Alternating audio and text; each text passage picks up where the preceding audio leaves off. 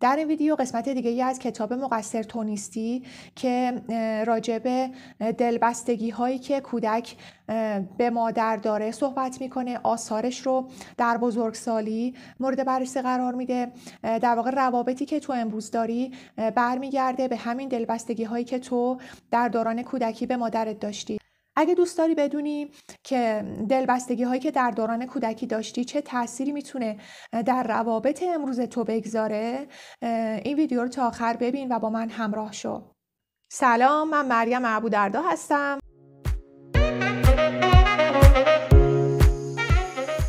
کودک بین 0 تا 5 سالگی اونچوری که با مادرش گذرونده، روابطی که با مادرش داشته رو در بزرگسالی به طور مدام این روابط رو هی تکرار میکنه. یک آزمایش انجام دادن، تعدادی مادر و نوزاد رو در اتاقی مثل آزمایشگاه بردن و کودکان رو از مادران جدا کردن و با یک فرد غریبه اونها رو تنها گذاشتن. واکنشی که این کودکان نسبت به این فرد غریبه نشون دادن 3 نوع واکنش بود که این نظریه وابستگی رو در واقع به وجود میاره. 3 نوع وابستگی به اثبات رسید. نوزادان با دلبستگی ایمن، مادر کنار فرزند هستش و فرزند احساس شادمانی میکنه. وقتی غریبه‌ای وارد اتاق میشه، اول یکم کودک مضطرب میشه، ولی چون مادر هنوز در کنارش هست، غریبه رو میپذیره و باهاش رابطه خوبی برقرار میکنه.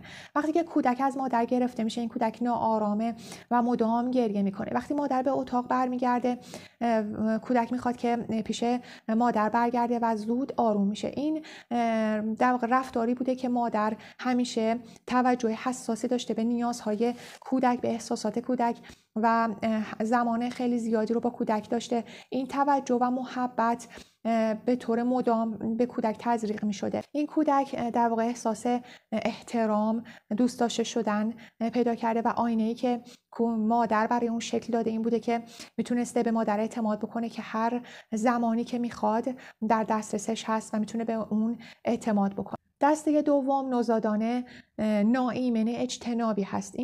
این کودکان وقتی که مادرشون اون رو در اون اتاق مادرشون ترکشون میکنه، دچار اضطراب خیلی شدیدی میشن، ناآروم میشن و با هر صدایی که میاد فکر میکنن که صدای مادرشون هست. وقتی که فرد غریبه قدم به اتاق میگذاره، با اون سرد برخورد میکنن، اون رو نمیپذیرن و دچار بحران میشن. وقتی که مادر به اتاق برگردونده میشه، فرزند اون رو قبول نمیکنه، خیلی زود آروم نمیشه و اگر مادر ازش دوری بکنه، فرزند خشمگین میشه.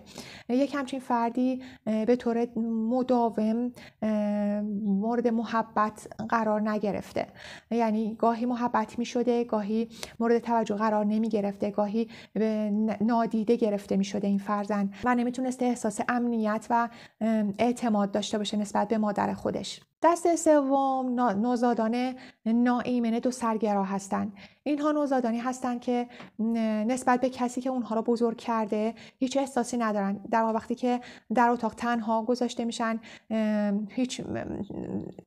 هیچ احساسی از خودشون بروز نمیدن، نسبت به غریبه هیچ حسی خاصی ندارن و حتی مادرشون که برمیگرده، برای اینکه بخوان بین غریبه و مادرشون کسی انتخاب بکنن، هیچ برتری و ترجیحی نسبت به انتخاب مادر نمی‌کنن. اینها کسایی بودن که یا اون افرادی که اونها رو بزرگ کردن اون توجه خاص رو به احساساتشون نداشتن، یا پدر و مادر طردشون کردن و توسط کسای دیگه‌ای بزرگ شدن، یا در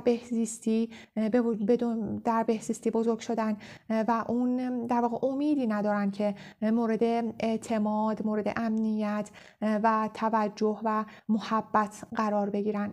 حالا میخوایم ویژگی اون نوزادانی که در اون 3 دسته قرار گرفتن رو در بزرگسالی مورد بررسی قرار بدیم. اونهایی که وابستگی ایمن داشتن افرادی هستن که در روابط گرم و پر از عشقن، از نظر احساسی میتونن رابطه صمیمی ایجاد بکنن. فردی که در رابطه باش قرار میگیره اگر بخواد اون رو ترک بکنه، به راحتی میتونه از اون جدا بشه. میزان بخشندگیش در سطح خیلی خوبی قرار داره. اعتماد کردن، همدلی کردن و خوشبینی در این افراد خیلی قوی هستش.